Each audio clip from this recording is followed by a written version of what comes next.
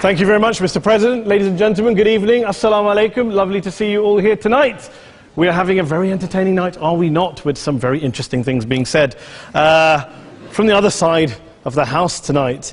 Let me begin by saying, as a Muslim, as a representative of Islam, I would consider myself an ambassador for Islam, a believer in Islam, a follower of Islam and its Prophet.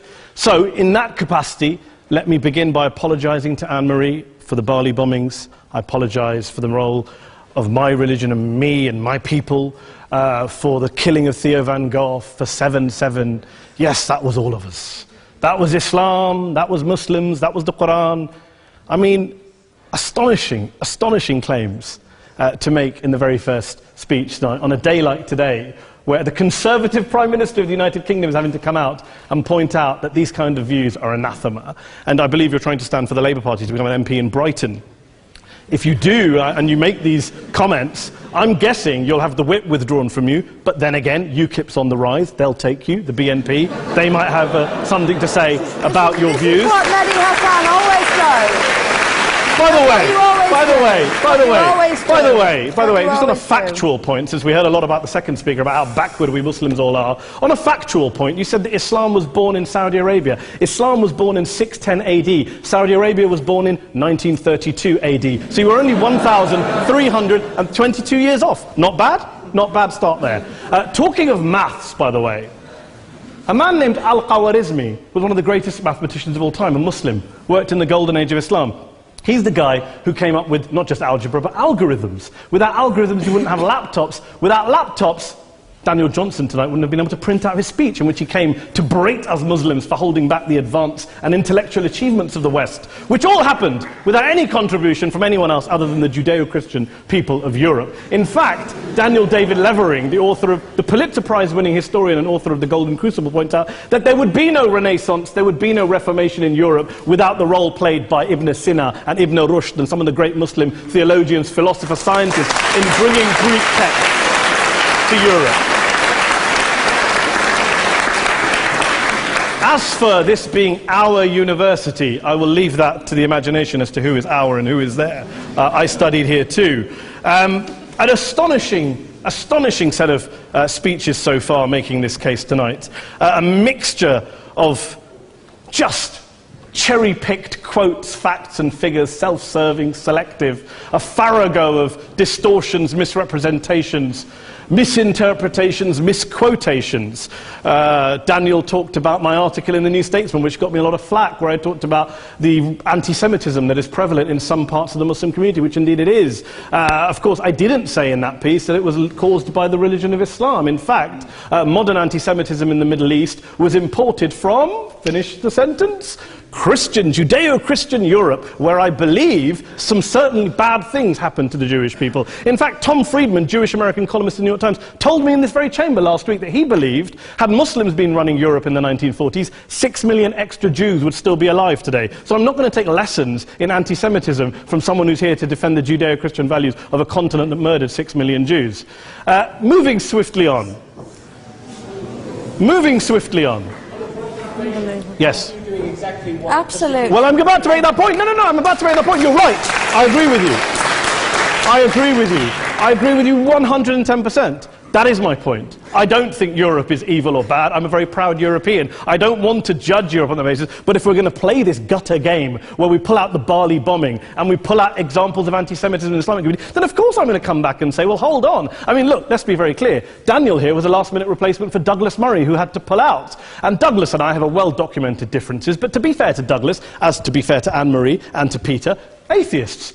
Atheists see all religions as evil, violent, threatening. What the problem I have with Daniel's speech is that Daniel comes here to mount this robust defense of Christianity, forgetting that his fellow Christians, people who said they were acting in the name of Jesus, gave us the Crusades, the Spanish Inquisition, the anti-Jewish pogroms, European colonialism in Africa and Asia, the Lord's Resistance Army in Uganda, not to mention countless arson and bomb attacks on abortion clinics in the United States of America to this very day. I would like a little bit of humility from Daniel first before he begins lecturing other communities and other faiths on violence, terror and intolerance.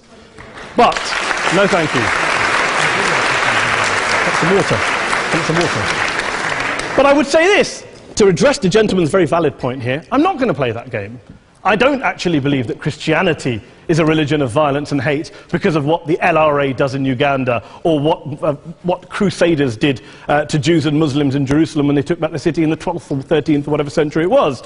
I believe that Christianity, like Islam, like pretty much every mainstream religion, is based on love and compassion and faith. I do follow a religion in which 113 out of the 114 chapters of the Quran begins by introducing the God of Islam as a God of mercy and compassion. I would not have it any other way. I don't follow a religion which introduces my God to me as a God of war, as some kind of Greek God of wrath, as a God of hate and injustice. Not at all. As Adam pointed out, you go through the Quran and you see the mercy and the love and the justice. And yes, you have verses that refer to warfare and violence. Of course it does. This is not a motion about pacifism. I'm not here to argue that Islam is a pacifistic faith. It is not. Islam allows military action, violence in certain limited contexts. And yes, a minority of Muslims do take it out of that context. But is it religious? Well, we talked about Woolwich. Daniel and Anne-Marie have suggested that it's definitely religion that's behind all of this. Well, actually, what I find so amusing tonight is we're having a debate about Islam.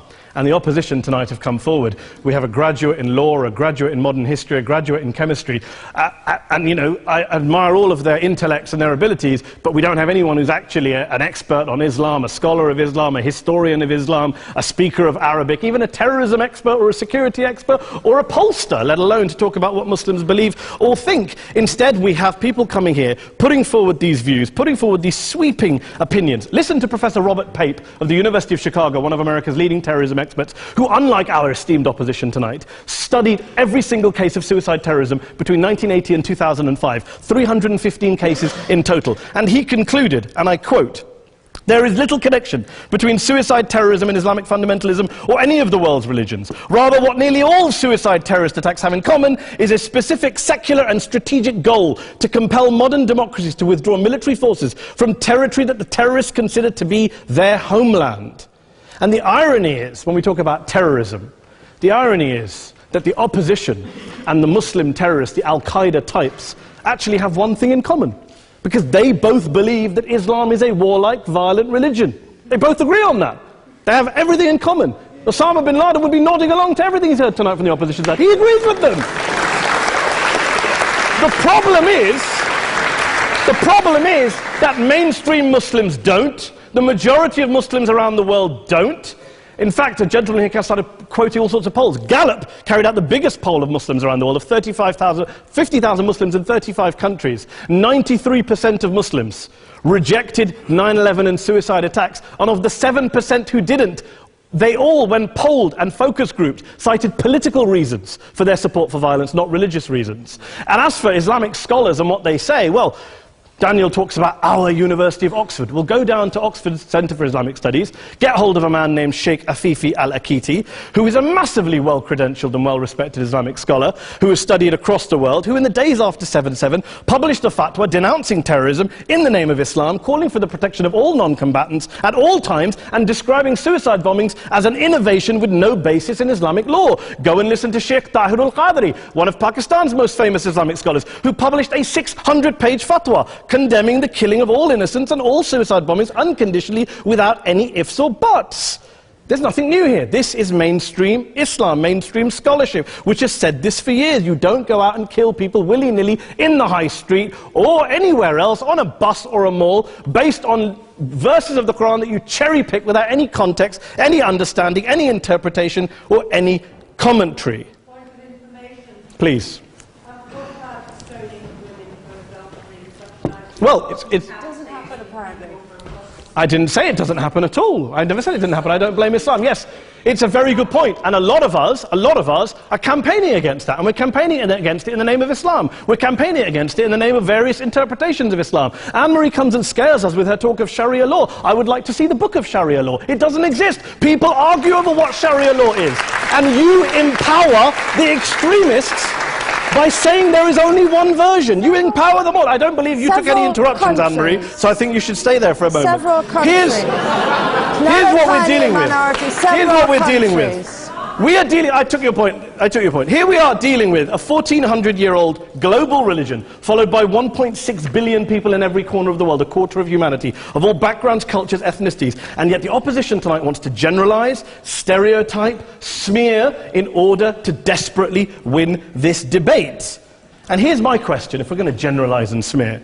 If, okay, people say yesterday's bombers, and we've got to be careful, there's a trial going on, were yesterday's attackers, motivated by Islam? Big debate. I don't believe they were. Let's say they were. Let's say Faisal Shahzad, the Times Square bomber, was motivated by Islam. Let's assume, for sake of argument, that Richard Reeves, the shoe bomber, was motivated by Islam.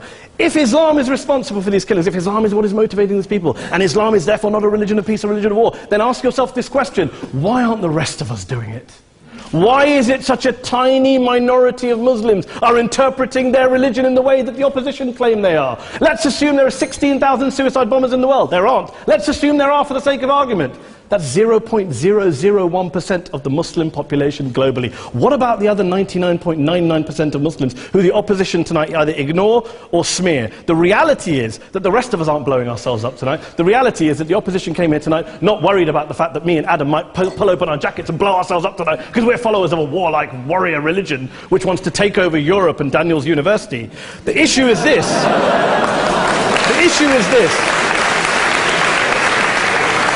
Unless the opposition can tell us tonight, and Peter Atkins is here, one of our great atheist intellectuals, can tell us tonight, can answer this question tonight: why don't the vast majority of Muslims around the world behave as violently and aggressively as a tiny minority of politically motivated extremists? Then they might as well give up and stop pretending they have anything relevant to say about Islam or Muslims as a whole. Ladies and gentlemen, let me just say this to you. Think about what the opposite of this motion is.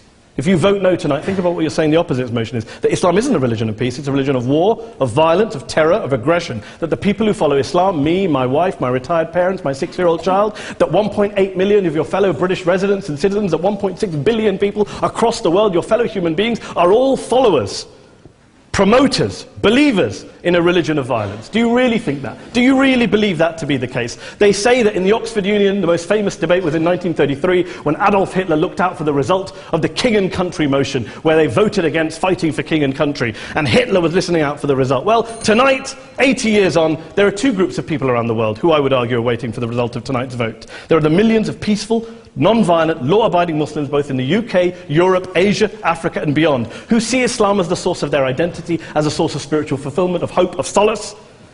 And there are the phobes, the haters, the bigots out there who want to push the clash of civilizations, who want to divide all of us into them and us and ours and their.